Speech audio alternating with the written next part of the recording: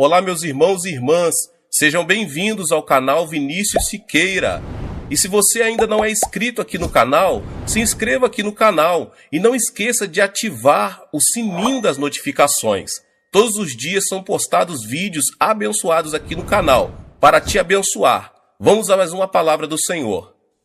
O jejum é uma abstenção voluntária e deliberada de alimentos, com o objetivo de se dedicar à oração. De um modo geral, no jejum, nos abstemos apenas dos alimentos sólidos, mas em algumas ocasiões nos abstemos de água também, por curto período de tempo. No Sermão do Monte, Jesus ensinou aos seus discípulos como o jejum deve ser observado. E nesse ensinamento, ele inclui também instruções sobre a finalidade do jejum. Nunca deveria ser feito para impressionar aos outros. Tudo indica que ele acreditava que os discípulos iriam jejuar, pois disse: quando jejuardes, e não se jejuardes. Ele próprio nos deu o exemplo. Jesus, cheio do Espírito Santo, voltou do Jordão e foi guiado pelo mesmo Espírito no deserto durante 40 dias, sendo tentado pelo diabo. Nada comeu naqueles dias, ao fim dos quais teve fome. Lucas 4, 1 e 2. Após esse jejum, Lucas registra que Jesus, no poder do Espírito, regressou para a Galiléia. Pelos versículos que eu acabei de citar, podemos deduzir que o fato de uma pessoa ter recebido a plenitude do Espírito Santo não quer dizer que necessariamente ela andará no poder do Espírito. Acredito que o meio pelo qual se obtém poder, principalmente poder em oração, é jejuar e orar. O ministério de Paulo também começou com jejum e oração. Ele testificou para a igreja de Corinto, que comprovava seu ministério por sua disciplina espiritual, nas vigílias, nos jejuns. 2 Coríntios 6, 5. Mas o apóstolo estava acostumado a jejuar e orar. Vigílias significa noites de oração. A igreja primitiva jejuava e orava em cultos públicos com o objetivo de saber a vontade de Deus. Lemos em Atos 13 como o Espírito Santo pôde dar orientações claras à igreja. Havia na igreja de Antioquia profetas e mestres: Barnabé, Simeão, por nome de Níger, Lúcio de Cirene, Manaém, Colasso de Herodes, o tetrarca, e Saulo. E servindo eles ao Senhor e jejuando, disse o Espírito Santo: separai-me agora Barnabé e Saulo para a obra a que os tenho chamado. Então, jejuando e orando, os despediram, e aqueles dois apóstolos, Barnabé e Paulo, fundaram novas igrejas, ensinaram aos crentes a mesma prática de jejuar e orar, que haviam aprendido em Antioquia. E tendo anunciado o evangelho naquela cidade e feito muitos discípulos, voltaram para Listra, e Icônio, e Antioquia, fortalecendo a alma dos discípulos, exortando-os a permanecer firmes na fé, e mostrando que através de muitas tribulações nos importa entrar no reino de Deus, e promovendo-lhes em cada igreja a eleição de presbíteros, depois de orar com jejuns, os encomendaram ao Senhor em quem haviam crido. Atos 14, 21 ao 23. Este verso mostra que o jejum e a oração eram elementos vitais para a obtenção de orientação do Espírito Santo, antes de se ordenarem os líderes da igreja. O jejum associado à oração predispunha a igreja primitiva para ter clareza de mente e espírito, a fim de estabelecer seus fundamentos. Mas jejum e oração não apenas favorecem a clareza de mente e espírito, trazendo até nós a voz do Espírito Santo e sua orientação. Eles são importantes também para obtermos vitórias nos campos espiritual e material. Nós vamos ver um exemplo disso no Antigo Testamento. Josafá, rei de Judá, recebeu a informação de que havia um exército inimigo que se agrupava para atacar seu país. Era um exército composto de homens de Moabe e Amon, que se aproximava das fronteiras de Judá. Nós que moramos na Coreia do Sul, sabemos o que é ver um exército entrincheirado junto à nossa fronteira. Em vez de entrar em luta, pois não tinham armamentos, o rei resolveu usar os recursos espirituais. Proclamou um jejum nacional. E todo o povo se reuniu, homens e mulheres, meninos e meninas, e jejuaram e buscaram ao Senhor, pedindo sua intervenção. E o resultado disso foi que Deus conquistou uma gloriosa vitória. O Senhor orientou o rei, mostrando-lhe como deveria lutar contra o inimigo. Tenho certeza de que nunca houve uma batalha como aquela. Josafá designou alguns homens para louvarem o Senhor diante do exército. Quando o inimigo viu aquilo, houve uma grande confusão em seu acampamento. Os homens puseram-se a lutar uns contra os outros.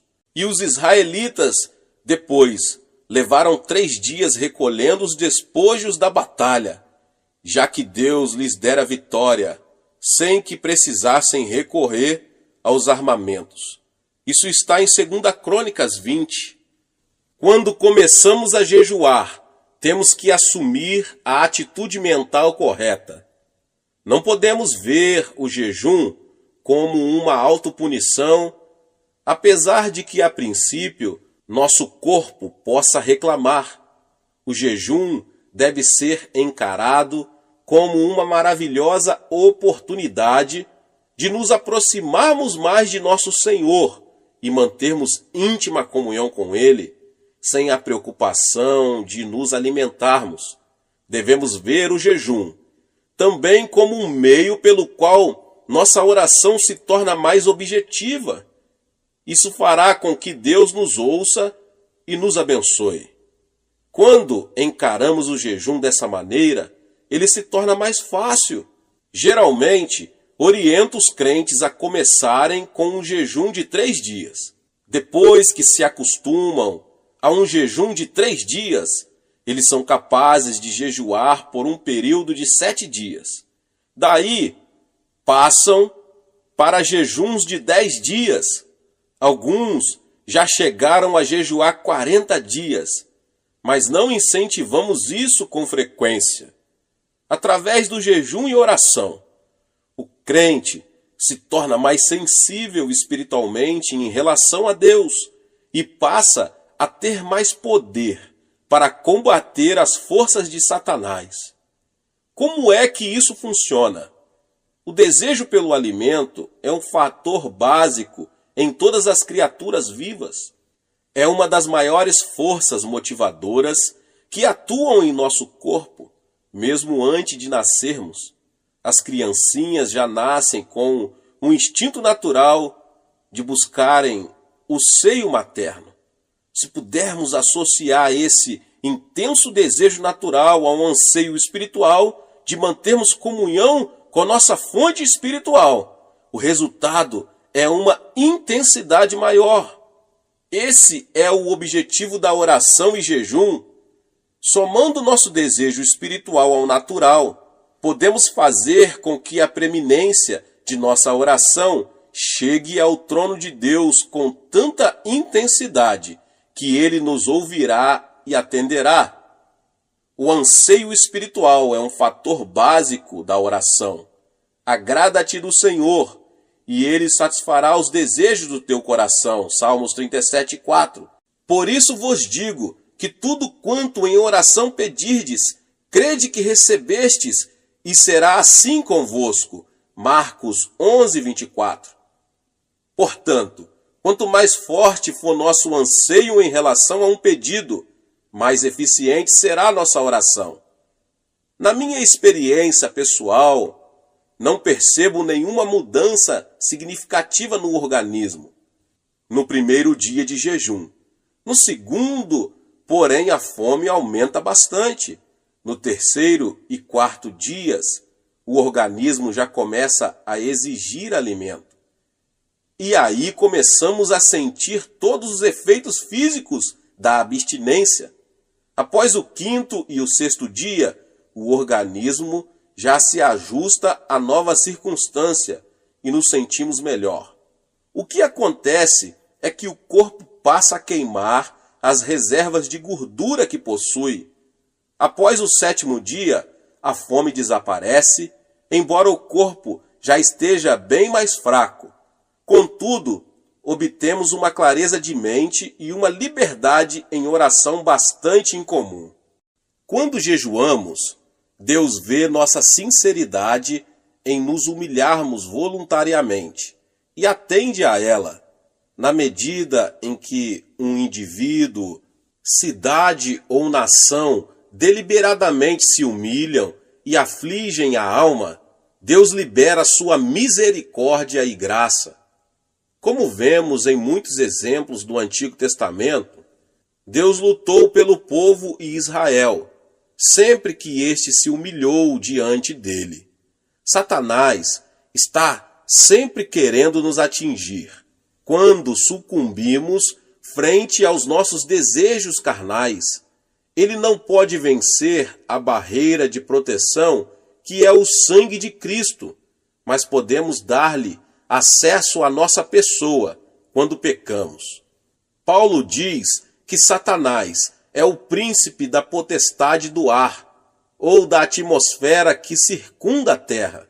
E na epístola de Judas lemos o seguinte: ora, estes da mesma sorte, quais sonhadores alucinados, não só contaminam a carne, como também rejeitam o governo e difamam autoridades superiores.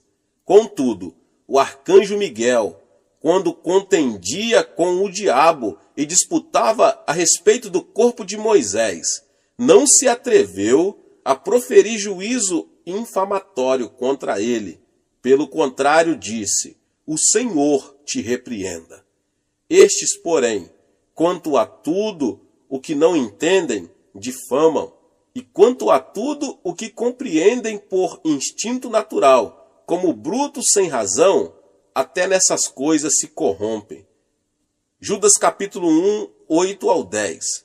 Os versos que eu acabei de citar revelam um fato muito significativo sobre nosso adversário, o diabo. Satanás é um príncipe com um poder considerável. E Judas diz também que ele não pode ser tratado levianamente, como alguns crentes costumam fazer.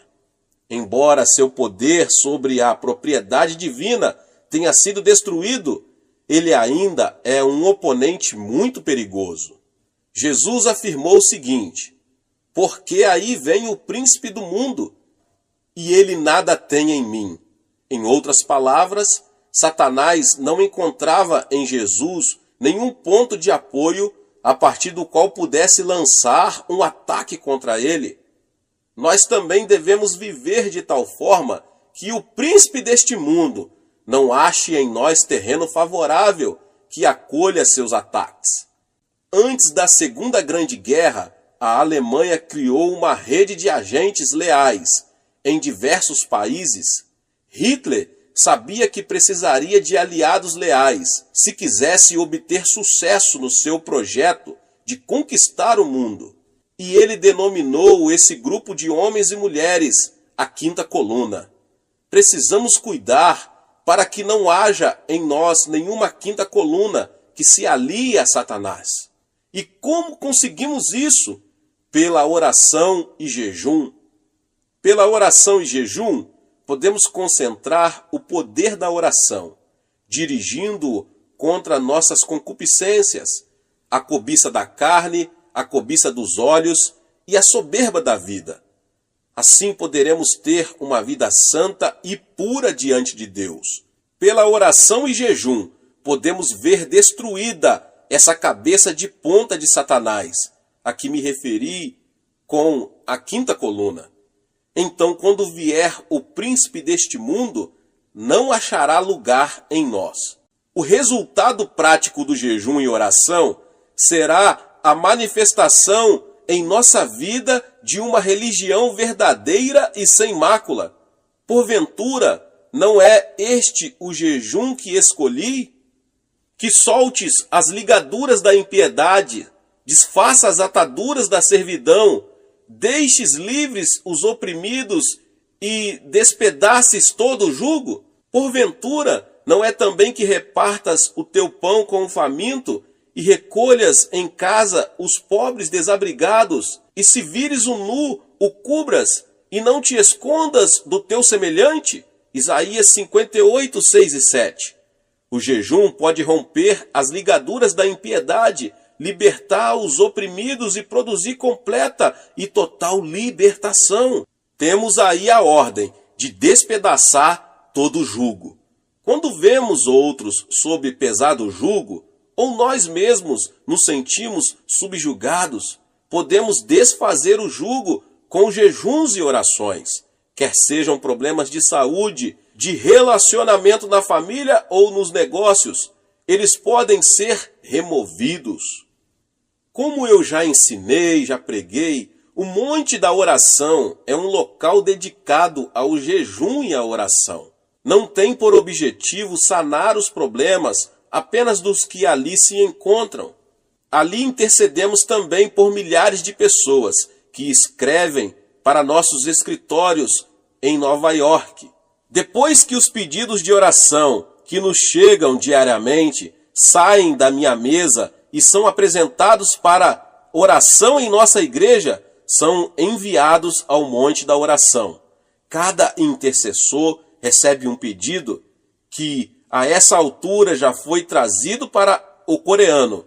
E essa pessoa ora e jejua até sentir em seu coração o testemunho do Senhor de que ele já ouviu e a resposta já está sendo enviada. Jejuando, nossos intercessores se tornam sensivelmente mais conscientes da importância do pedido. Assim, eles podem visualizar o problema pelo qual oram, bem como a resposta. Recebemos muitos testemunhos a respeito de orações atendidas, e são tantos que eu falaria por muito tempo, por muitas horas, vários e vários testemunhos. O fato é que já aprendemos que Deus atende às petições acompanhadas de jejum. De todas as partes do mundo chegam pessoas para jejuar e orar aqui no Monte da Oração em busca de um milagre, aqui em minha igreja na Coreia. Alguns anos atrás, veio aqui uma pessoa que sofrera uma paralisia infantil. Ela ouvira falar dos milagres que ali ocorreram e tomou a firme determinação de vir, sem se preocupar com as dificuldades físicas que a viagem traria para ela. Após uma viagem de 5 dias de navio, ela chegou ao porto e ali foi recebida por um dos membros de nossa igreja, que a ajudou a pegar o trem. E essa pessoa, uma jovem de 23 anos, chegou com a esperança de voltar a caminhar. Sob o ponto de vista das circunstâncias naturais, isso era impossível, meus irmãos e irmãs. Ela ficara aleijada aos 3 anos de idade. Mas com Deus, todas as coisas são possíveis, glória a Deus. Assim que chegou, ela começou a edificar sua fé pela leitura da palavra de Deus, procurando ali todas as suas promessas.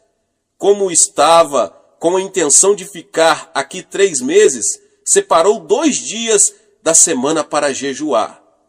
Durante o tempo que passou aqui, ficou muito impressionada com os testemunhos e cada vez que ouvia alguém dando testemunhos do poder miraculoso de Deus, sua fé aumentava. Passou-se um mês e não havia o menor sinal de cura.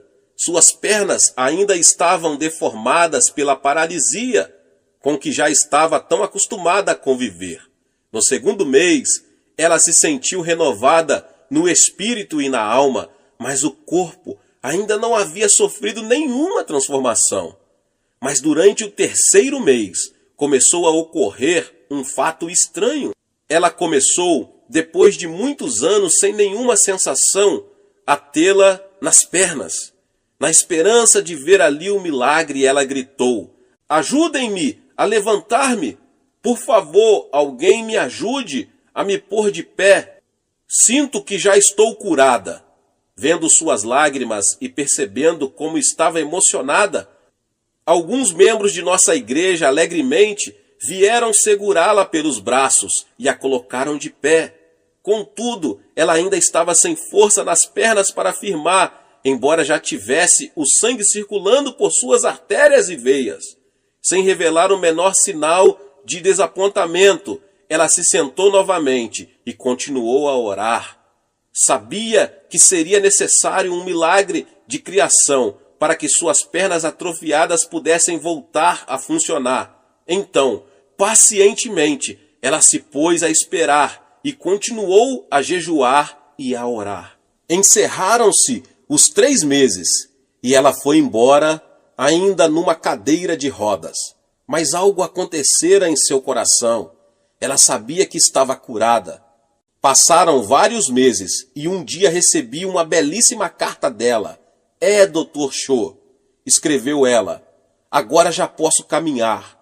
Ainda estou mancando um pouquinho, mas consigo andar. Acredito que até isso irá desaparecer em breve, afirmava ela com uma fé firme. Esse é apenas um dos muitos milagres que aconteceram no Monte da Oração.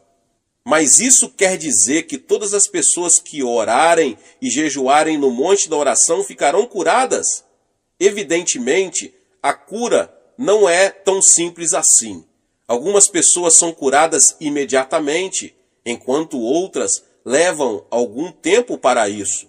Mas já descobri que quando uma pessoa tem grande dificuldade para ser curada, muitas vezes está abrigando rancor no coração. Porque se perdoardes aos homens as suas ofensas, também vosso Pai Celeste vos perdoará. Se, porém, não perdoardes aos homens as suas ofensas, tampouco vosso Pai vos perdoará as vossas ofensas. Mateus 6, 14 e 15.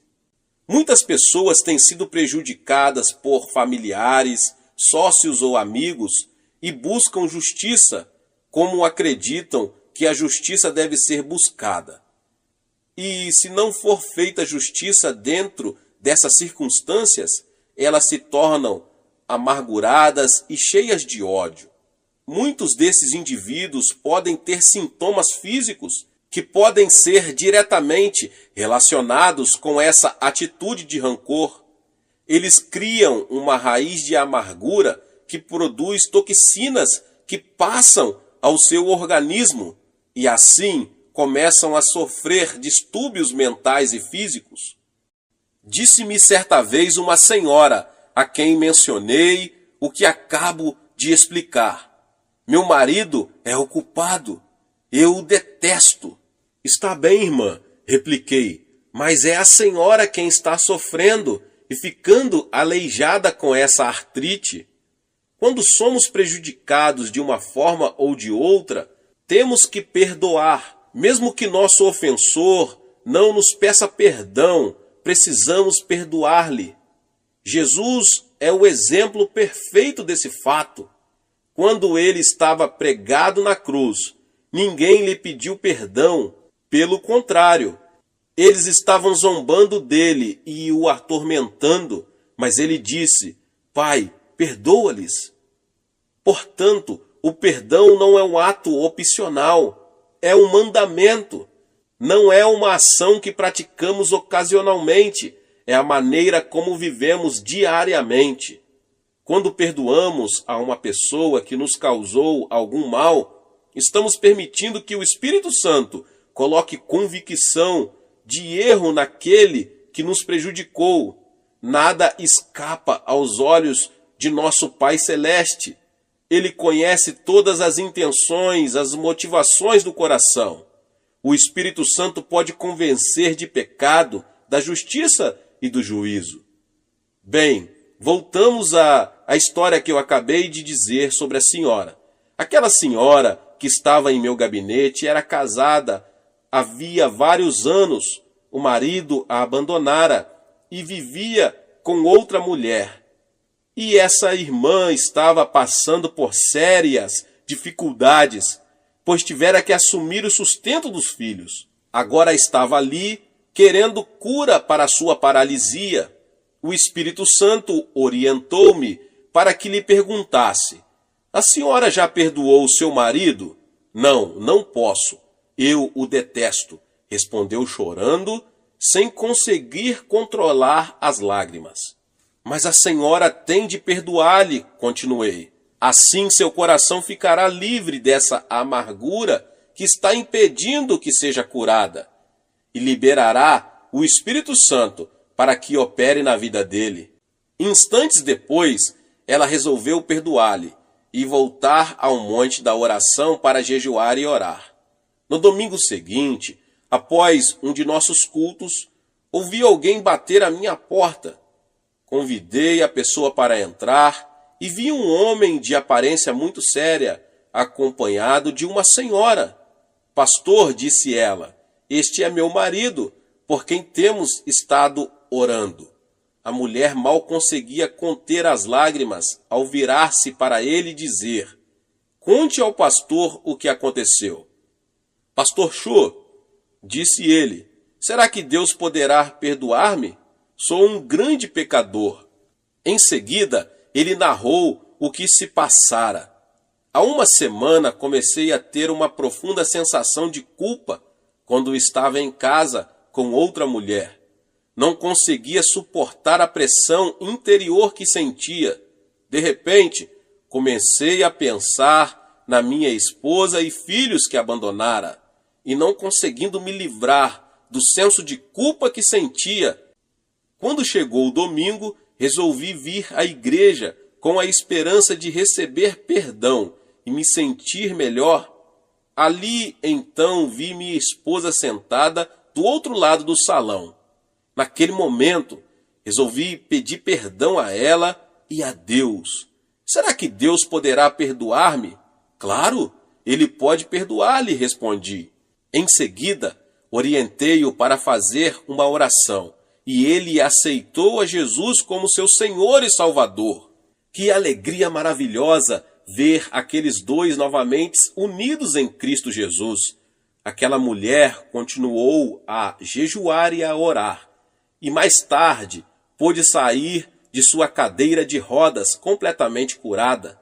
Mas ela já fora curada interiormente por causa do perdão, antes mesmo de ser curada fisicamente pela cura divina. Não quero dizer com isso que todas as pessoas que estão aleijadas ou com algum empecilho estão sofrendo devido a problemas de rancor. Contudo, muitas poderiam ser curadas se apenas se dispusessem a aprender a perdoar. Se você que ouve essa palavra e tem dificuldade em perdoar alguém, não deixe que seu orgulho tome conta da situação e impeça que você obedeça a palavra de Deus. Tome logo a decisão de caminhar a segunda milha e abandone sua atitude de autoafirmação, perdoando aquela pessoa. Aí então experimentará uma grande libertação e ficará livre das sensações de hostilidade para com o outro e se sentirá muito melhor. Deus resiste aos soberbos, mas concede graça aos humildes. Portanto, se percebe que não está gozando da graça de Deus com abundância em sua vida, pode ser que esteja se firmando mais em seu orgulho do que na graça do Senhor. O que você ganharia com isso? Apenas amargura, ressentimento e talvez enfermidade. A palavra de Deus diz em Tiago 5, 15, 16: e a oração da fé salvará o enfermo, e o Senhor o levantará. E se houver cometido pecados, ser-lhe-ão perdoados. Confessai, pois, os vossos pecados uns aos outros, e orai uns pelos outros, para serdes curados.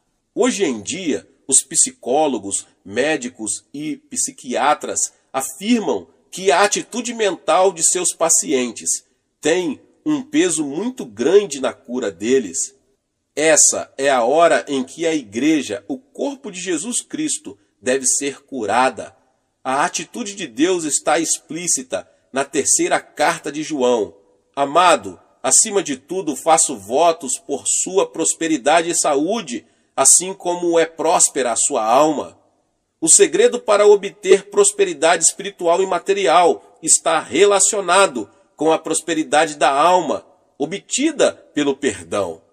Assim vemos que o jejum e a oração, somados a um espírito de perdão, resultarão em melhores condições de saúde para a igreja. Desse modo, esse veículo que Deus escolheu para trazer o avivamento ao mundo se tornará um instrumento útil e saudável nas mãos do Espírito Santo.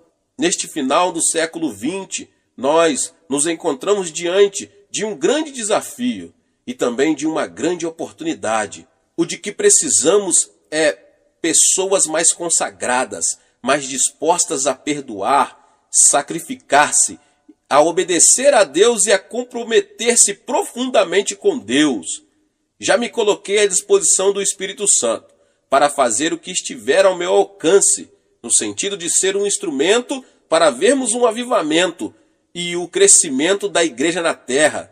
Você quer se colocar ao meu lado e assumir essa posição em Cristo Jesus? Glória a Deus! Aleluia! Você será tremendamente abençoado, e todos os que tiverem ao seu redor, sua cidade, sua igreja, sua família, serão também tremendamente abençoados pela sua decisão de buscar o Senhor. Aleluia. Deus abençoe a sua vida. Glória a Deus. Se você chegou aqui pela primeira vez e ainda não é inscrito no canal, se inscreva no canal, ative o sininho das notificações para você não perder todos os vídeos que são postados aqui no canal. Deixe também o seu like e não esqueça de compartilhar com mais pessoas esta palavra. Nos vemos nos próximos vídeos. Amém. Olá, meus irmãos e irmãs. Sejam bem-vindos ao canal Vinícius Siqueira. E se você ainda não é inscrito aqui no canal, se inscreva aqui no canal e não esqueça de ativar o sininho das notificações. Todos os dias são postados vídeos abençoados aqui no canal para te abençoar. Vamos a mais uma palavra do Senhor. Tornar-se cristão é algo mais que unir-se a uma igreja cristã. É muito mais do que simplesmente frequentar a igreja e receber o batismo em água. Ensina-nos a Bíblia que tornar-se cristão significa somente receber a vida eterna. Muitas pessoas têm um conceito errado a respeito do significado da vida eterna. Imaginam que vida eterna significa que vão viver por toda a eternidade no céu. Na verdade, a alma não morre, pelo que até o pecador viverá por toda a eternidade no inferno.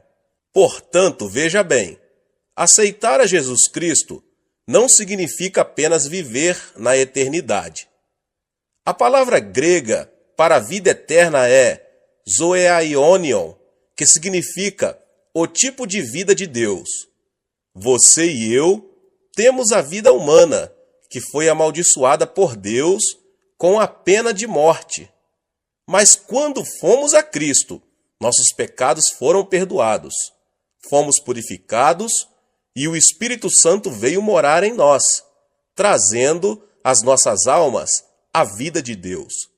Jesus Cristo é a vida de Deus. Quando ele vem à sua alma, você passa a ter a vida eterna, a vida de Deus. Muitos pensam que os verdadeiros cristãos não são diferentes dos pecadores Mas há uma tremenda diferença. Os crentes são tão diferentes dos incrédulos, como o céu é diferente da terra, porque os verdadeiros cristãos têm a vida de Deus em seu coração. Se você tiver a vida de Deus em você, irá para o céu e viverá ao lado de Deus, pois a vida de Deus estará vivendo em você a partir de agora mesmo, a partir do momento em que você aceitar a seu Filho como seu Salvador. Disse Jesus Cristo que se alguém tem a vida de Deus em si, 5 sinais se seguirão em sua vida. Antes de subir aos céus, deixando a terra, o Senhor fez uma tremenda promessa aos seus seguidores. E esses sinais hão de seguir os que creem. Em meu nome expulsarão demônios, falarão novas línguas, pegarão em serpentes, e quando beberem alguma coisa mortífera, não lhes fará dano algum. Imporão as mãos sobre os enfermos e os curarão. Depois de o Senhor lhes ter falado, foi recebido no céu e assentou-se à destra de Deus. Então os discípulos partiram e pregaram por toda parte, cooperando com eles o Senhor e confirmando a sua palavra por meio de sinais que a acompanhavam. Disse também Jesus que os céus e a terra haviam de passar, mas suas palavras permaneceriam. A palavra de Cristo deve permanecer, e ele a confirma com sinais que a acompanham. Leio na Bíblia que Jesus Cristo é o mesmo ontem, hoje e eternamente. Seu ministério nunca mudou. Ele está conosco hoje e devemos ver estes 5 sinais acompanhando o nosso ministério. Somente a incredulidade dos cristãos os impedem de fazer esses sinais. Mas se cremos, todos esses sinais nos acompanharão. O primeiro sinal é que expulsaremos os demônios pelo nome de Jesus. Em nossos dias, as pessoas nos perguntam: onde estão os demônios? Diz-nos a Bíblia que no começo de nossa história o diabo se aproximou-se de Adão e Eva e os enganou. Enquanto Jesus esteve neste mundo, foi tentado por Satanás. Depois de jejuar durante 40 dias e 40 noites, quando ele se dirigiu à sinagoga para pregar, e por onde quer que ele fosse, Satanás o desafiava. E por onde quer que Cristo fosse, ele expulsava demônios. Em certa ocasião, ele disse a Pedro: "Para trás de mim, Satanás." Mais tarde, o diabo haveria de entrar no coração de Judas Iscariotes e nele plantar a ideia de trair a Cristo. As pessoas de mentalidade mundana não entendem as coisas espirituais, mas quando somos iluminados pela vida de Jesus, ficamos sabendo que existe um inimigo chamado diabo. Nesses últimos dias, a obra do diabo está aumentando, mas Cristo nos concedeu esta promessa, segundo a qual podemos expulsar demônios em seu nome. Diz a Bíblia que Cristo é a verdade e que sua palavra é a verdade.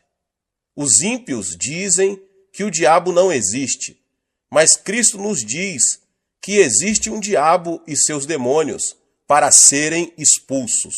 As pessoas ímpias dizem que existe apenas a natureza humana, mas Jesus nos diz que o diabo causa a concupiscência da carne, a concupiscência dos olhos e a soberba da vida. Nós, crentes, devemos desafiar os poderes de Satanás. Eu estava pregando em minha igreja certo dia e estava no auditório a esposa de um famoso médico. Ela estava paralisada de um lado e arrastava uma perna ao caminhar. Depois de ouvir o evangelho, ela passou a frequentar a igreja com regularidade. Em certa manhã, ouvi o som de uma gargalhada estranha que vinha da igreja. senti um calafrio percorrer minha espinha. Quando me dirigi ao local, vi aquela mulher rindo e zombando. Tão logo me dirigi a ela e coloquei minha mão em sua cabeça. Ela se pôs a amaldiçoar-me. Fiquei chocado, porque essa senhora era de educação refinada, formada em farmacologia, educada numa universidade de Tóquio. Eu não podia crer que ela estava proferindo aquelas palavras tão vis.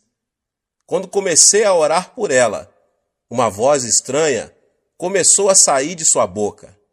A voz me dizia que eles não iam sair dela. Então eu perguntei: quem é você? Os demônios começaram a falar: temos vivido nela há mais de 10 anos.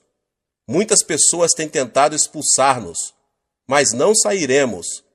E você não vai conseguir expulsar-nos. Foi quando constatei que aquela mulher estava possuída de demônios, pelo que, no nome de Jesus, insisti em expulsar esses demônios. Mas eles continuaram a desafiar-me e lutamos por mais de 8 horas. Em nome de Jesus Cristo, ordenei aos demônios que saíssem, mas eles continuaram a protestar, dizendo que de modo algum sairiam. Eu não havia tomado o desjejum pela manhã, nem havia almoçado, de modo que às 17 horas eu estava tão cansado que quase não conseguia falar, mas prossegui clamando: diabo, vá embora em nome de Jesus Cristo. A mulher também estava cansada, mas o diabo continuava dizendo: não, eu não vou sair.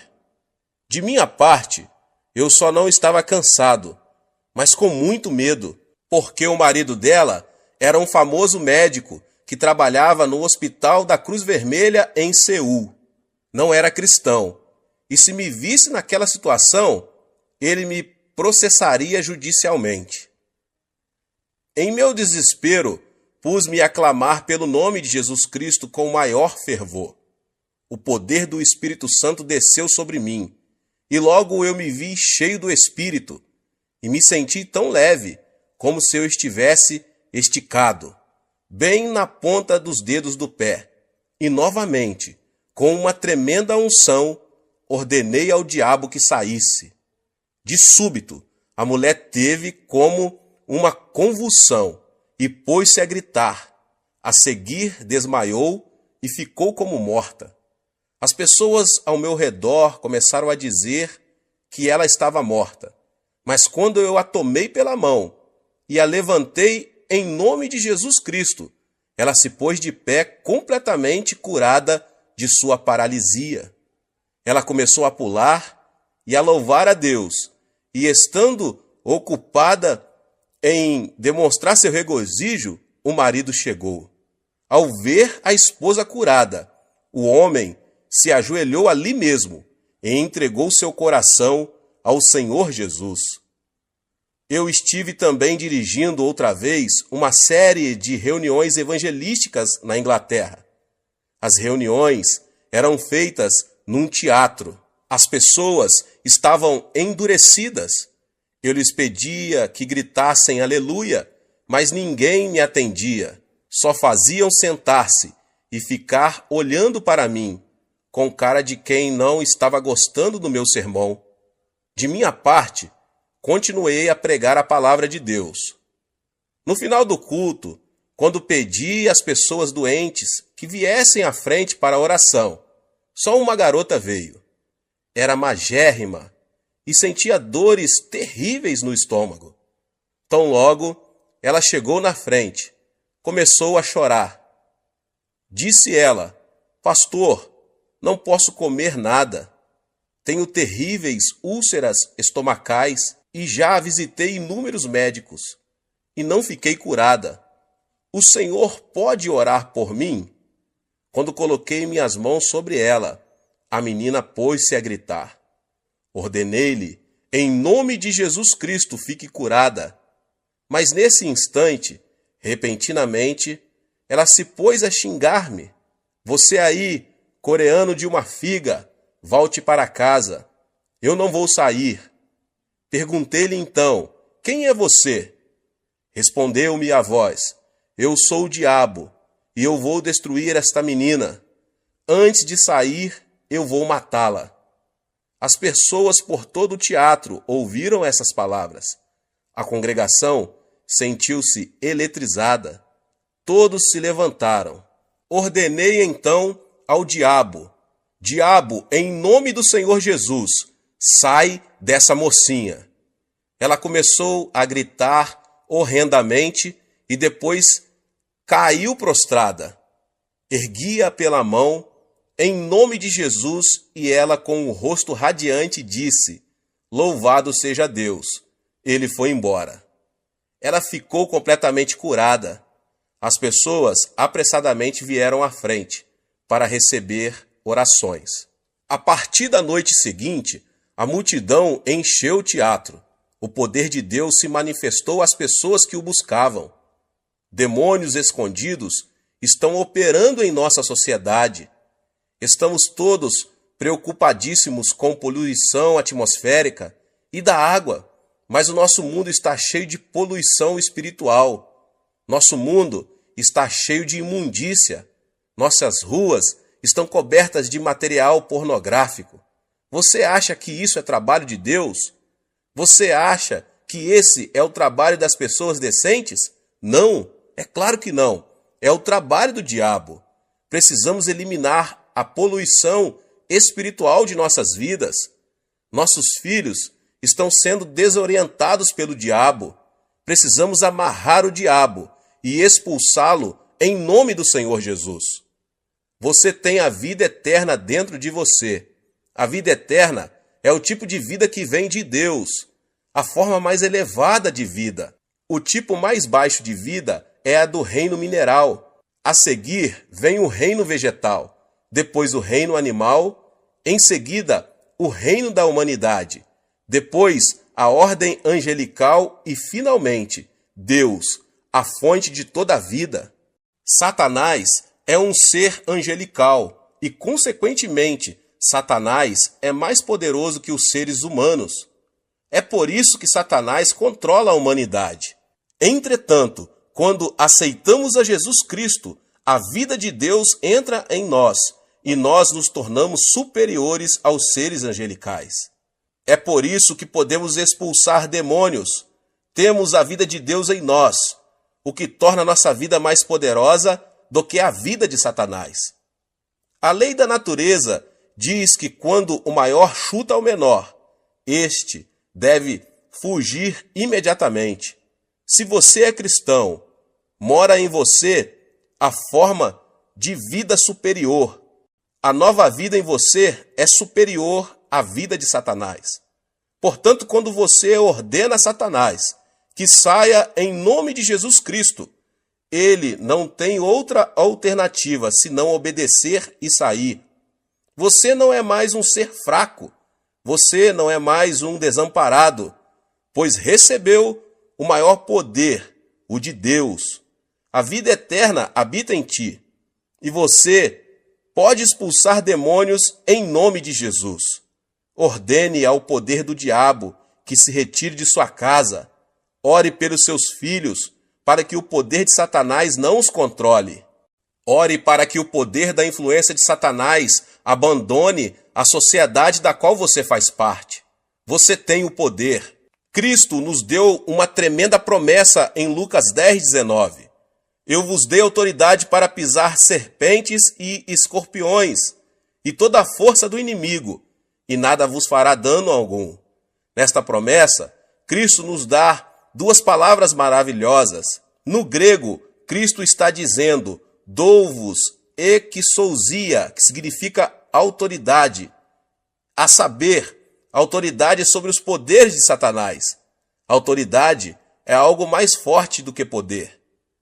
Minha avó faleceu com 83 anos de idade. A velhinha não tinha muito poder, era muito fraquinha, sem forças, mas quanta autoridade tinha. Sendo jovem, eu tinha muito mais força do que minha avó, mas ela detinha a autoridade. Quando ela dizia, filho, vem cá, eu ia. Se ela dissesse, vai a tal lugar, eu ia. A autoridade é superior ao poder.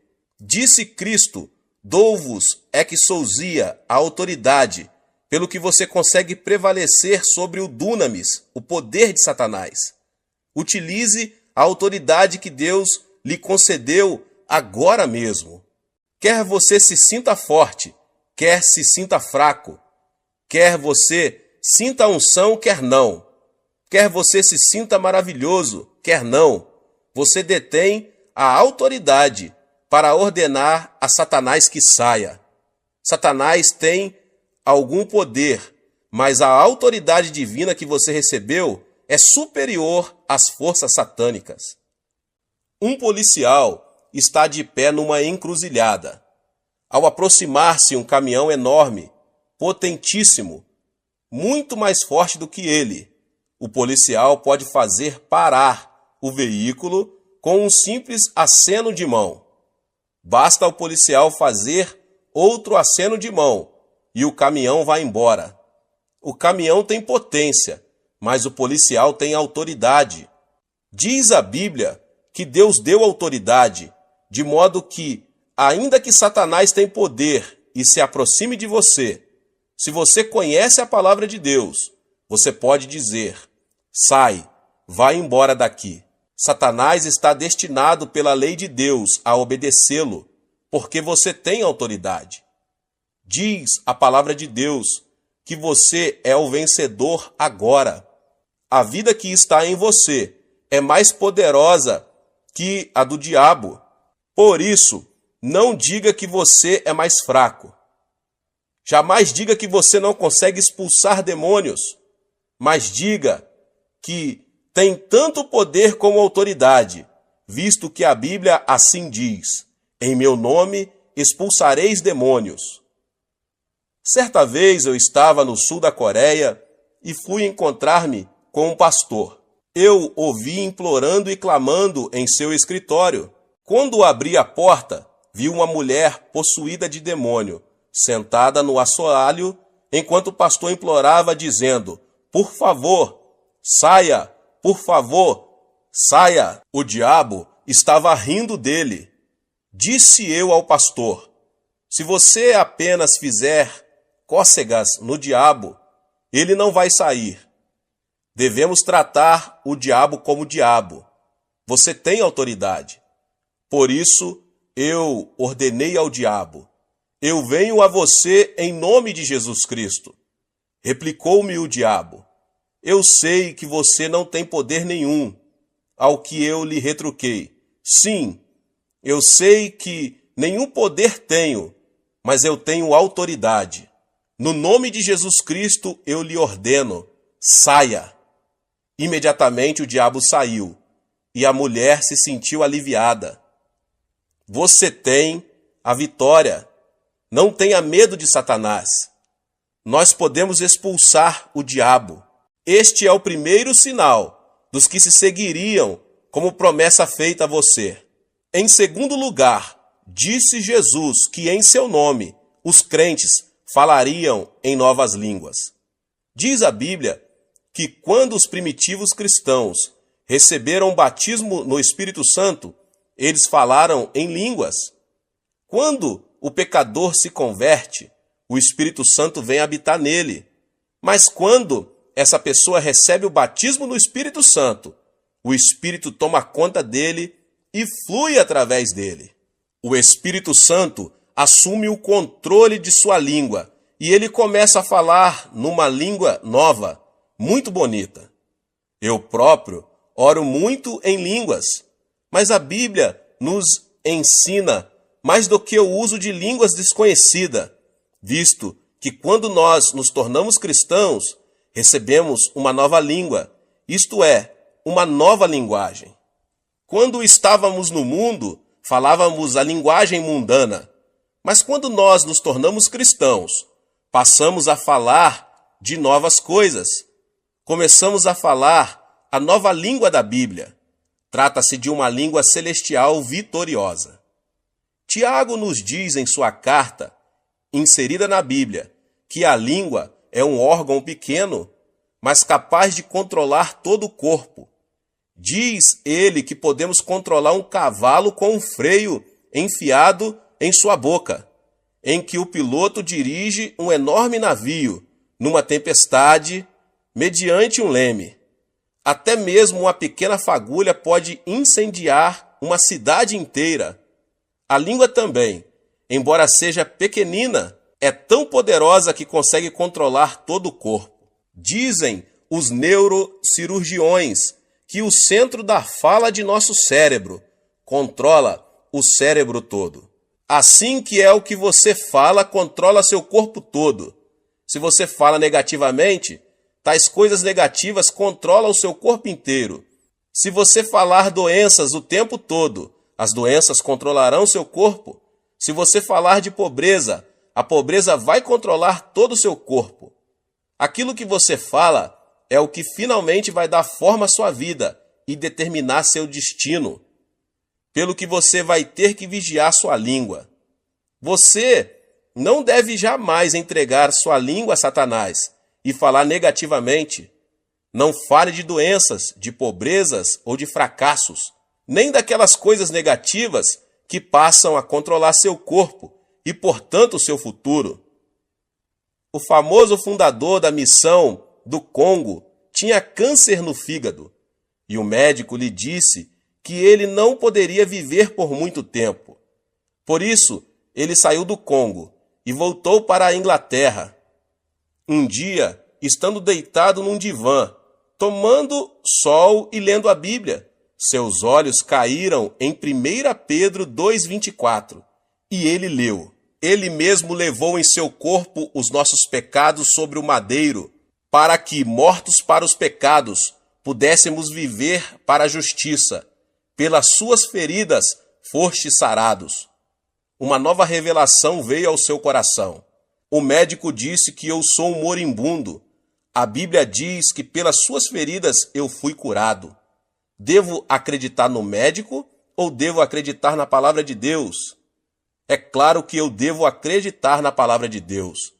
A partir deste momento, ele determinou a falar da forma como a Bíblia fala, e pela fé, ele declarou o seguinte: pelas suas feridas eu fui sarado. A palavra de Deus começou a controlar seu corpo, e esse missionário ficou completamente curado do câncer no fígado. Uma moça estava morrendo de tuberculose. O médico do sanatário chamou a mãe dela e pediu-lhe que levasse a filha para casa, para ela morrer ao lado da família. Por isso seus pais foram ao hospital e levaram a filha embora. Ela estava prestes a morrer. Conduziram-na para o apartamento onde moravam. Certo dia sua mãe estava passando roupa e a filha leu na Bíblia a passagem que diz: pelas suas feridas fostes sarados. Ela gritou: mãe, vem cá, olhe esta passagem. Diz que pelas feridas de Cristo eu fui sarada. Se eu fui sarada, por que devo ficar deitada aqui? Traga minhas roupas e meus sapatos. Sua mãe replicou: oh, não, você não deve levantar-se, porque o médico nos advertiu muito bem que você deve ficar deitada. Replicou a jovem: mãe, será que Deus disse uma mentira? Você sempre me ensinou a crer na palavra de Deus. E a palavra diz que pelas feridas de Cristo eu fui sarada. Não devo crer nessa palavra? A mãe trouxe as roupas pedidas e a filha as vestiu. A moça levantou-se e, embora gaguejasse um pouco, declarou: eu fui curada pelas feridas de Cristo. Sua língua começou a controlar-lhe o corpo todo. Ela se dirigiu à cozinha, cozinhou alguns alimentos e pôs-se a comer. Depois foi à sala para louvar a Deus. À medida que confessava que estava curada pelas feridas de Cristo, foi ficando cada vez mais forte, de modo que, dentro de uma semana, sentia-se muito bem. Ela foi ao hospital e, depois de passar por um exame médico completo, foi declarada curada. A palavra de Deus deve permanecer para sempre. O que você falar, vai obter. A Bíblia nos manda falar à montanha e ordenar-lhe que seja lançado ao mar, e isso acontecerá. A Bíblia contém 32.500 promessas. Pronuncie as promessas de Deus e você vai obter o que a palavra de Deus promete a você. Muitas pessoas estão pronunciando as palavras erradas.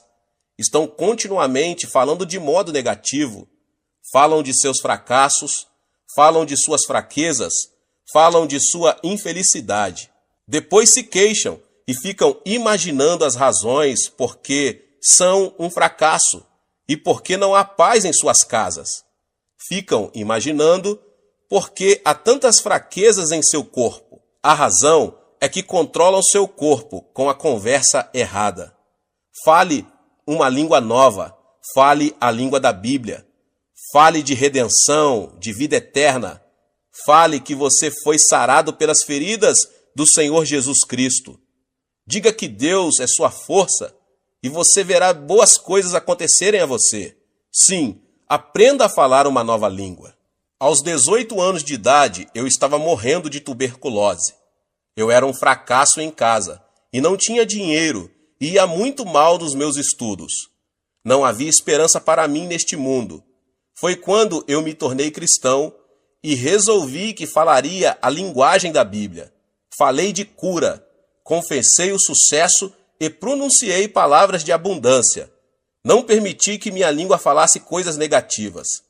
Neste momento estou pastoreando uma congregação de 600.000 membros e Deus nos deu capacidade de construir uma igreja que custa cerca de 5 milhões de dólares. Também estamos enviando missionários pelo mundo todo. Quando mudei minha maneira de falar, minhas circunstâncias mudaram também.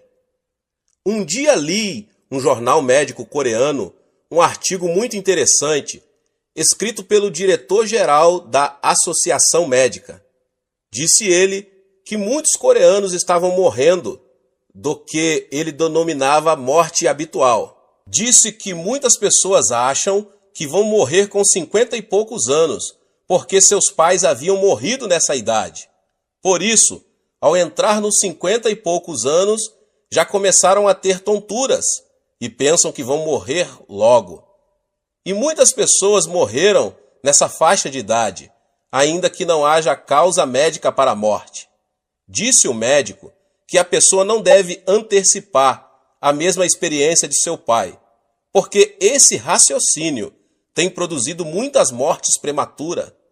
Eis aí, até um médico incrédulo confessa que a língua controla nosso futuro. Você pode ser vitorioso. Você pode ser curado. Sim, você pode viver uma vida feliz. Comece agora mesmo a falar a palavra de Deus e mantenha o tipo correto de conversa. Ponha as palavras certas em sua boca. Fale uma nova língua.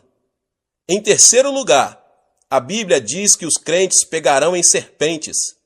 Isso não significa que devemos andar por aí pegando em cobras. Só um louco faria isso. Serpente aqui significa Satanás.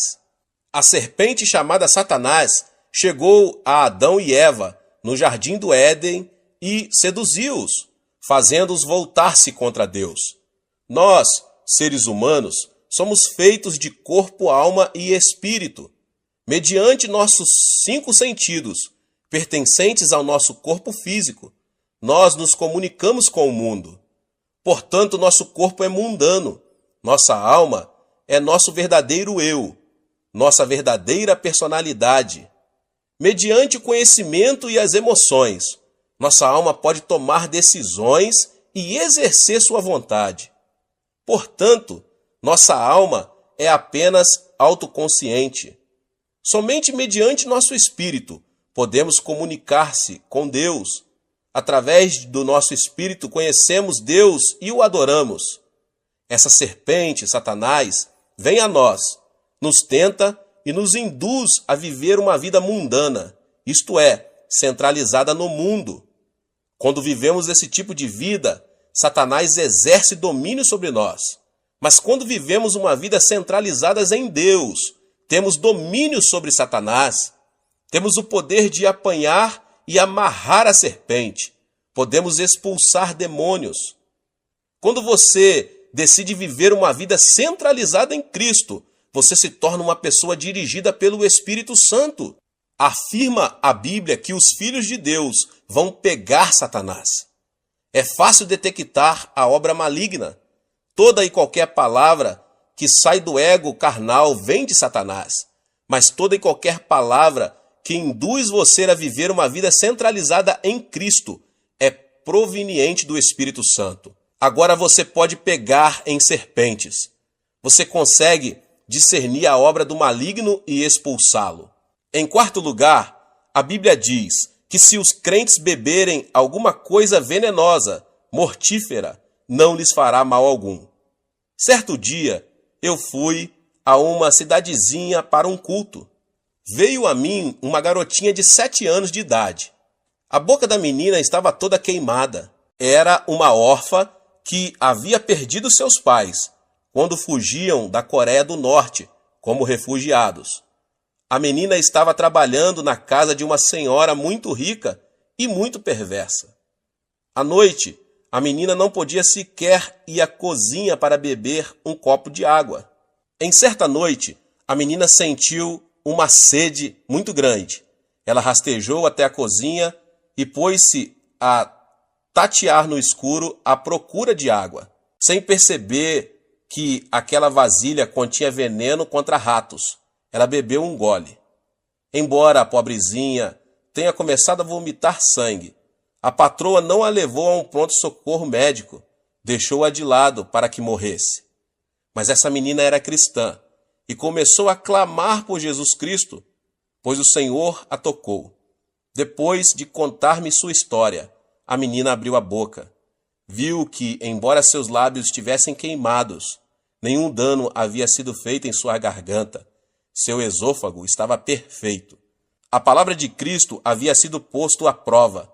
A menina havia bebido do veneno violento e não tinha sido prejudicada. Hoje bebemos veneno de todo tipo. O ar é poluído, a água é poluída. Pior do que isso, sofremos de poluição espiritual. Quando ouvimos rádio ou vemos TV, esse veneno penetra em nossa mente. Mais pessoas sentem-se deprimidas hoje do que em toda a história humana. Durante a Segunda Guerra Mundial, apenas 300 mil americanos morreram na frente de combate, mas muito mais de 1 milhão de pessoas morreram na nação americana por causa do veneno trazido pelos ataques do coração e preocupações. Mais pessoas morreram hoje, no mundo inteiro, por causa do medo e das preocupações do que por outras coisas. Diz a Bíblia que no nome de Jesus Cristo nós podemos livrar-nos deste poder venenoso. Quando você se ajoelha e ora em nome de Jesus Cristo, o espírito de medo o abandona. Você se livra desse veneno espiritual e passa a ter paz e alegria pelo nome de Jesus. Às vezes, quando chego em casa depois de um dia duro no escritório da igreja, sinto-me muito estranho. Minha esposa parece irritada, meus filhos parecem agitados demais e eu fico aborrecido. Parece-me que estou disposto a ter uma briga com minha mulher e que meu lar todo está envenenado. Quando eu era um cristão inexperiente, minha esposa e eu costumávamos ter discussões monumentais que duravam dias. Agora eu sei que existe um meio melhor.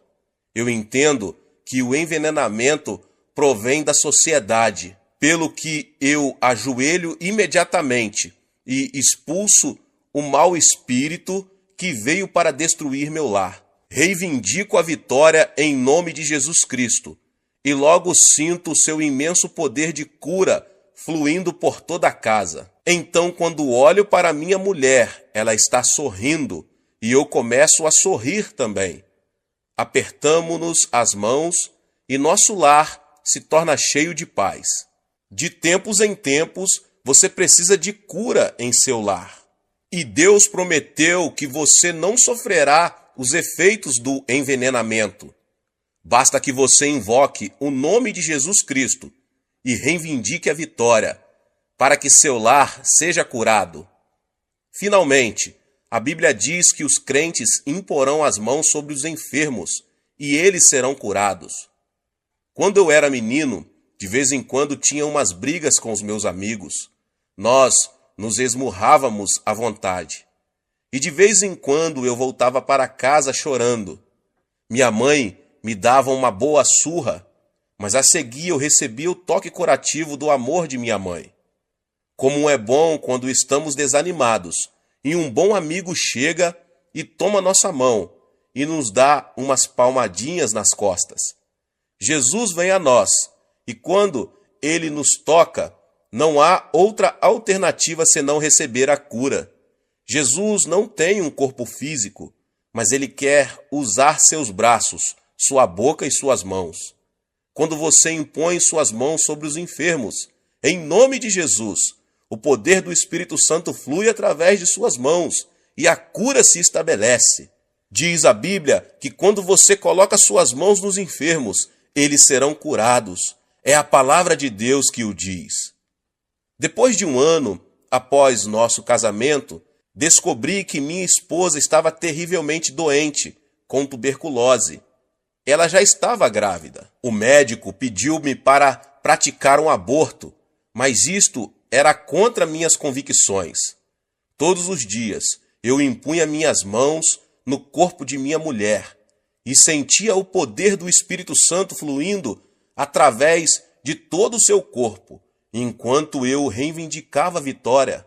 Após alguns meses, ela ficou completamente curada. Mas depois que nosso primeiro filho nasceu, ele começou a ter terríveis acessos de tosses e o médico não conseguia curá-lo. Todas as noites ele tossia quase ao ponto de asfixiar-se e o médico estava bastante preocupado. Então, em nome de Jesus Cristo, coloquei minhas mãos sobre ele e senti o poder de cura cobrir meu filho. Vez após vez, quando eu impunha as mãos sobre meu filho, eu senti a vida de Cristo passar para ele. E logo, para espanto dos médicos, o menino ficou completamente bom. A vida de Deus habita em você. O Espírito Santo mora em você. E quando você invoca o nome de Jesus Cristo, em amor e fé, e toma a mão dele, seu poder flui mediante suas mãos e os enfermos são curados. Que o poder de Deus inunde sua vida, à semelhança de um rio caudaloso. Esse é o outro privilégio da pessoa ser crente. A Bíblia diz que esses 5 sinais o acompanharão se você crer. Levante-se e tome posse da vitória. Use esses sinais para o benefício de seus vizinhos, para trazer libertação aos oprimidos, para a glória de Deus. Dê nova esperança e uma nova língua aos que estão desencorajados. Tenha discernimento na presença do diabo e expulse-o. Estes são privilégios seus como cristão, em nome de Jesus. Deus abençoe a vida de cada um que ouviu essa palavra do pastor David Poyong Cho. Se você não é inscrito no canal, se inscreva no canal e ative o sininho das notificações, para você não perder os vídeos que são postados aqui no canal todos os dias.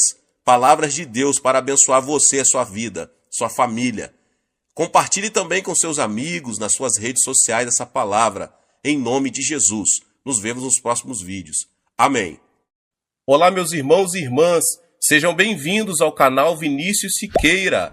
E se você ainda não é inscrito aqui no canal, se inscreva aqui no canal e não esqueça de ativar o sininho das notificações. Todos os dias são postados vídeos abençoados aqui no canal, para te abençoar. Vamos a mais uma palavra do Senhor. Estamos vivendo uma era maligna.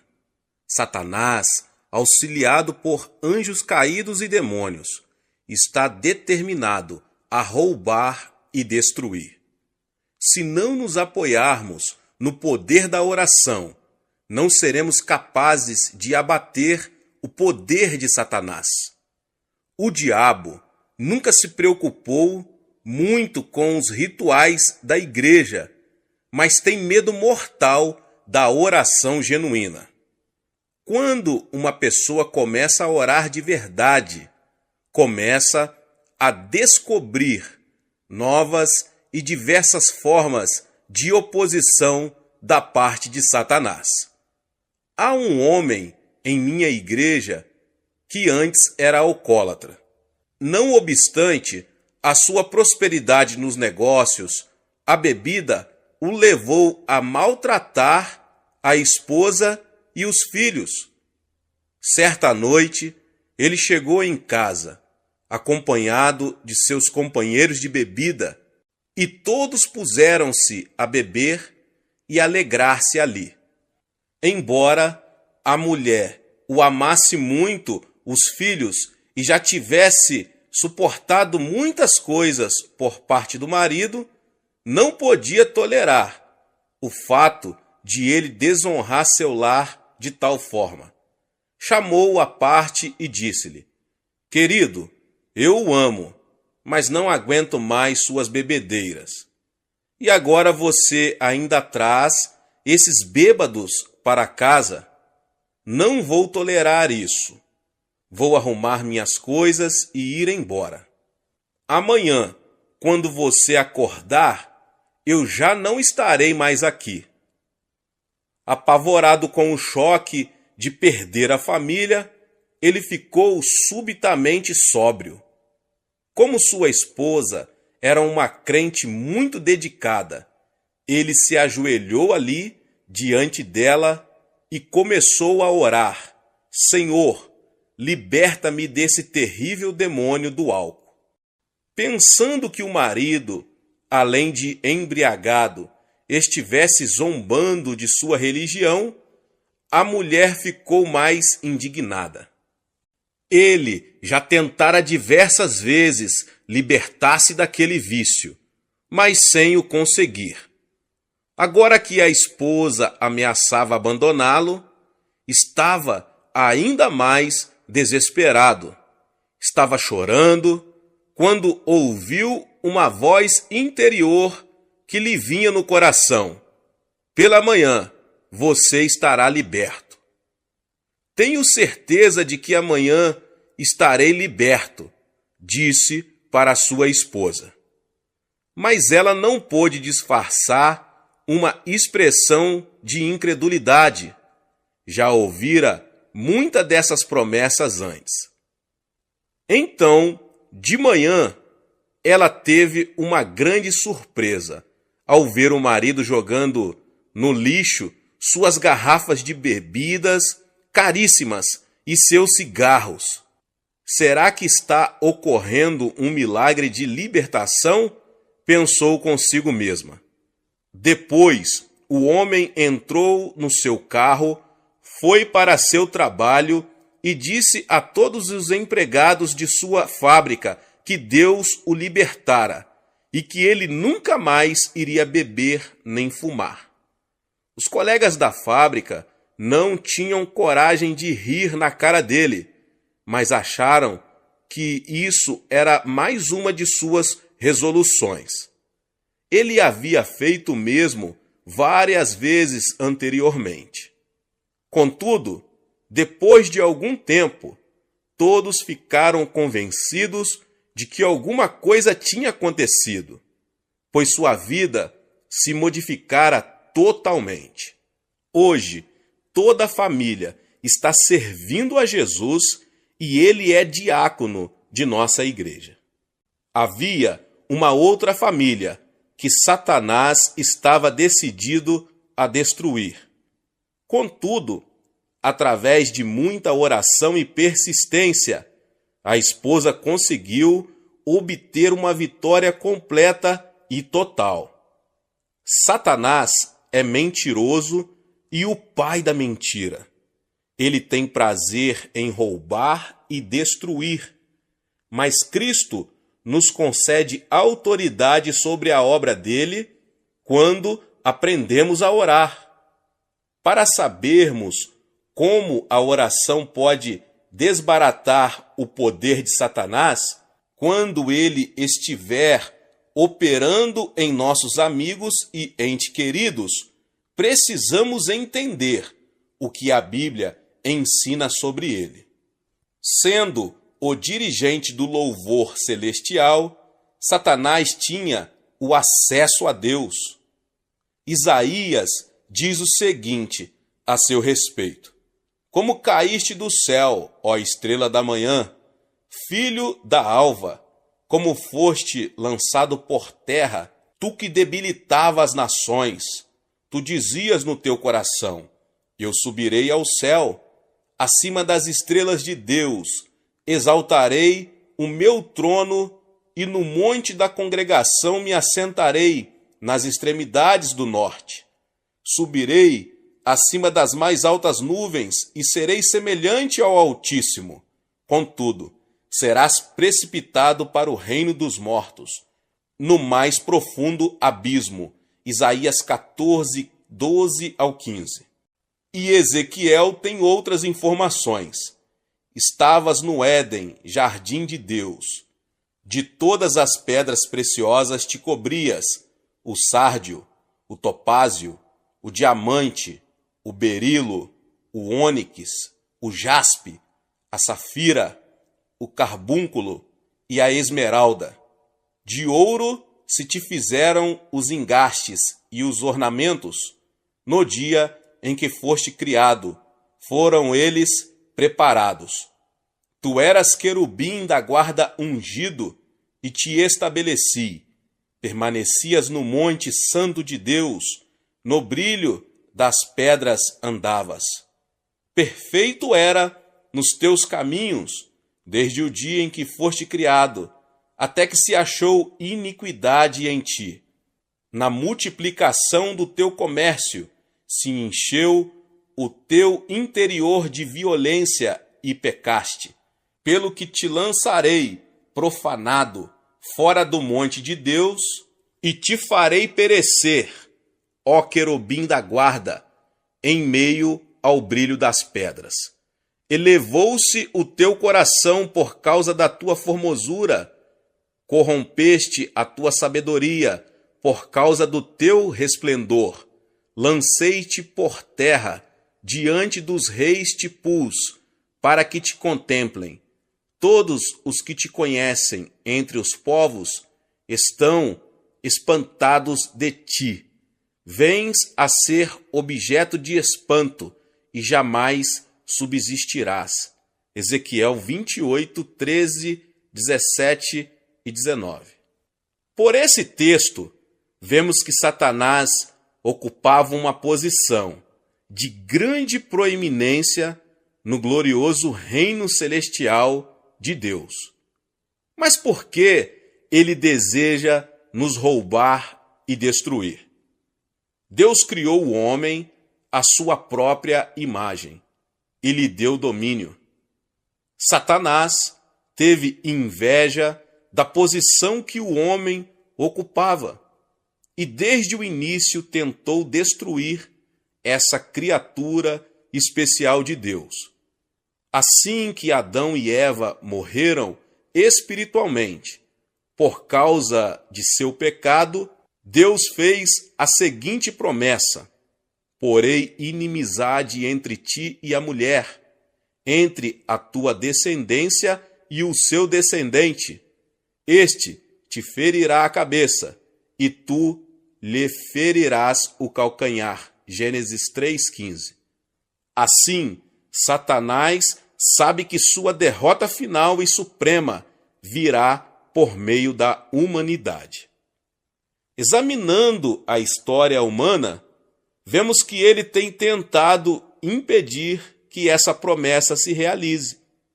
Primeiro, ele tentou corromper a raça humana. Como se foram multiplicando os homens na terra e lhes nasceram filhas, vendo os filhos de Deus que as filhas dos homens eram formosas, tomaram para si mulheres, as que entre todas mais lhe agradaram. Então disse o Senhor: o meu espírito não agirá para sempre no homem, pois este é carnal, e os seus dias serão 120 anos. Ora, naquele tempo havia gigantes na terra, e também depois, quando os filhos de Deus possuíram as filhas dos homens, os quais lhes deram filhos. Estes foram valentes, varões de renome na antiguidade. Viu o Senhor que a maldade do homem se havia multiplicado na terra e que era continuamente mal todo o desígnio do seu coração. Então se arrependeu o Senhor de ter feito o homem na terra, e isso lhe pesou no coração. Porém, Noé achou graça diante do Senhor. Gênesis capítulo 6. O objetivo de Satanás era corromper a raça humana, para que o descendente da mulher, Jesus Cristo, não fosse puro. Desse modo, ele não poderia trazer destruição ao seu reino. Entretanto, Deus ainda contava com um homem que não havia sido corrompido. Somente uma família achou graça aos olhos de Deus. Assim, Noé foi o meio pelo qual toda a raça humana se salvou de uma destruição total e completa. Mas Satanás continuou com sua oposição, tentando destruir o povo de Israel. Depois fez tentativas para destruir o Cristo menino. Por fim, fez com que o Filho de Deus fosse pendurado numa cruz. Mas a cruz não significou o fim de Jesus, pois foi exatamente pela morte de nosso Senhor na cruz que ele derrotou a Satanás. E é pela morte e ressurreição de Jesus Cristo que nós também temos autoridade sobre Satanás e suas obras. Desse modo, somos mais que vencedores por meio daquele que nos amou. Como exercer essa autoridade em oração? Como eu disse antes, Satanás faz mais oposição às orações do povo de Deus do que a qualquer outra coisa. Isso é mostrado claramente no livro de Daniel. Daniel ainda era jovem quando foi levado cativo para a Babilônia no ano 605 a.C. Mas Deus fez com que esse cativeiro se tornasse o meio pelo qual Daniel chegou a uma posição-chave no maior império daqueles dias. Assim como José, que prosperou no Egito, embora passando por reveses temporários, assim também Daniel foi usado por Deus, pelo fato de possuir o dom de interpretação de sonhos. Esse dom foi usado depois para revelar uma visão tão precisa de acontecimentos futuros que houve quem duvidasse da autenticidade de seu livro. No primeiro ano do governo de Dário, futuro governante universal do Oriente Médio, Daniel recebeu uma interpretação especial do texto de Jeremias 25:13. Ao perceber as implicações dessa nova interpretação para Jerusalém, começou sua conhecida oração intercessora em favor de seu povo. Principiou por confessar seus pecados, embora sua inabalável fidelidade a Deus fosse reconhecida por todos os judeus que se encontravam no cativeiro. Depois passou a pedir perdão para o seu povo, como vemos no capítulo 9. Em seguida, ele se põe a pedir o favor de Deus para seu povo.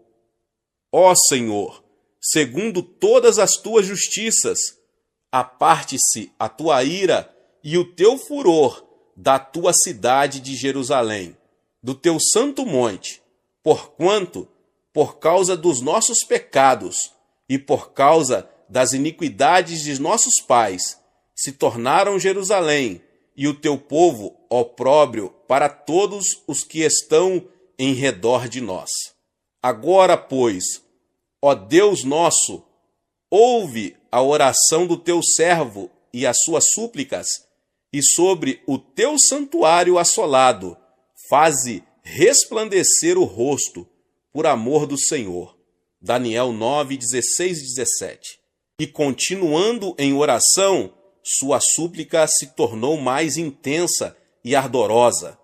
Ó Senhor, ouve, ó Senhor, perdoa. Ó Senhor, atende-nos e age. Não te retardes, por amor de ti mesmo. Ó Deus meu, porque a tua cidade e o teu povo são chamados pelo teu nome. E como Daniel permanecesse em oração, Deus mandou o anjo Gabriel para ir falar-lhe. Então o anjo lhe revela o modo como Satanás se opõe às orações do povo de Deus. Então me disse: não temas, Daniel, porque desde o primeiro dia em que aplicaste o coração a compreender e a humilhar-te perante o teu Deus, foram ouvidas as tuas palavras, e por causa das tuas palavras é que eu vim. Mas o príncipe do reino da Pérsia me resistiu por 21 dias. Porém Miguel, um dos primeiros príncipes, veio para ajudar-me, e eu obtive vitória sobre os reis da Pérsia. Daniel capítulo 10, 12 e 13. Mais adiante, no mesmo capítulo, Gabriel revela a Daniel a batalha que terá que enfrentar assim que sair dali. E ele disse: sabes por que eu vim a ti? Eu tornarei a pelejar contra o príncipe dos persas, e saindo eu, eis que virá o príncipe da Grécia. Mas eu te declararei o que está expresso na Escritura da verdade, e ninguém há que esteja ao meu lado contra aqueles, a não ser Miguel, vosso príncipe. No comentário do Antigo Testamento de Kiel e Deliche, um dos mais respeitosos comentários bíblicos, os autores afirmam que o príncipe da Pérsia era a força maligna que estava orientando os desenvolvimentos do Império Mundial que viria a seguir. Gabriel fora mandado por Deus até Daniel, mas os príncipes de Satanás, os anjos caídos, guerreavam contra o mensageiro de Deus. Já que Satanás não queria que a oração de Daniel fosse atendida, o arcanjo Miguel foi então chamado a acudir Gabriel nessa batalha. Daniel jejuou e orou durante 21 dias. Foi esse o tempo necessário para as forças espirituais de Deus derrotarem os anjos caídos. Em Zacarias 3, encontramos um verso em que o Senhor diz o seguinte a Satanás: o Senhor te repreenda, ó Satanás. Sim, o Senhor que escolheu a Jerusalém te repreenda. Não é este um tição tirado do fogo? Paulo também compreendeu bem a batalha espiritual que temos de enfrentar, pois disse: porque a nossa luta não é contra o sangue e a carne, e sim contra os principados e potestades, contra os dominadores deste mundo tenebroso, contra as forças espirituais do mal, nas regiões celestes. Efésios 6,12. Para vermos isso tudo sob uma perspectiva mais clara, temos que compreender bem a realidade espiritual, isto é, a realidade do que domino, a quarta dimensão. Satanás foi derrubado da posição que ocupava nos lugares celestiais. Uma posição, aliás, bastante elevada. Nós fomos criados como seres um pouco mais elevados que os anjos, já que podemos entender as realidades espirituais. Satanás já sabe, desde os tempos do Jardim do Éden, que seu reino será destruído por meio da humanidade. Deus lhe deu o título de Príncipe da Potestade do Ar. Como ele pode exercer autoridade sobre a atmosfera da Terra? Ele tem conseguido exercer influência sobre as nações. Contudo, Deus tinha dado autoridade ao homem, mas este a perdeu por ocasião da queda, devido ao pecado de Adão. Entretanto, nunca houve uma época em que não houvesse uma testemunha de Deus no mundo. Seu povo sempre pôde exercer autoridade através da oração e intercessão. Depois, Cristo veio ao mundo e permitiu que os homens o julgassem e crucificassem. Contudo, pela sua vida sem pecado, sua morte propiciatória na cruz e sua gloriosa ressurreição, ele ficou com as chaves da morte e do túmulo e recebeu toda a autoridade. Mateus 28, 18. E hoje, temos diante de nós a ordem de ir ao mundo todo e fazer discípulos de todas as nações para o reino de Deus. E essa ordem é fundamentada pelo fato de que Cristo conquistou toda a autoridade no céu e na terra. Quando aprendemos a orar no Espírito Santo e entendemos que recebemos autoridade espiritual, podemos imobilizar as forças de Satanás que atuam numa pessoa, em comunidades e até em nações. Entretanto, Satanás, que é um mentiroso e pai da mentira, tenta convencer-nos de que ele está no controle de tudo. Mas quando aprendemos a jejuar e orar e exercitar nossa legítima autoridade espiritual, Satanás e suas hostes são obrigados a se renderem à vontade de Deus. Como é essencial que conheçamos e compreendamos a importância da oração. Mas se não aprendermos a orar, não haverá meios de vermos a vontade de Deus realizada em nossa vida e ministério. Contudo, como já afirmei anteriormente, primeiro precisamos ter o desejo de orar. Nosso problema é que pensamos muito sobre a oração, lemos muita coisa a respeito dela e até recebemos instruções acerca da oração, mas não oramos.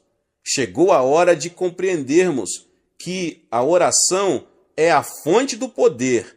Chegou a hora de permitirmos que o Espírito Santo opere em nós um novo quebrantamento e submissão a Deus. Chegou a hora de aprendermos a exercitar nossa autoridade espiritual, procurando impedir a oposição de demônios. Chegou a hora de orarmos. Glória a Deus. Deus abençoe a sua vida, você que ouviu essa palavra. Talvez você chegou aqui pela primeira vez e ainda não é inscrito no canal. Se inscreva no canal e ative o sininho das notificações. Todos os dias são postados vídeos abençoados aqui no canal para te abençoar. Deixe o seu like e não esqueça de compartilhar esta palavra com mais pessoas. Amém. Amém. Amém. Amém. Amém. Amém. Amém. Amém. Amém. Amém.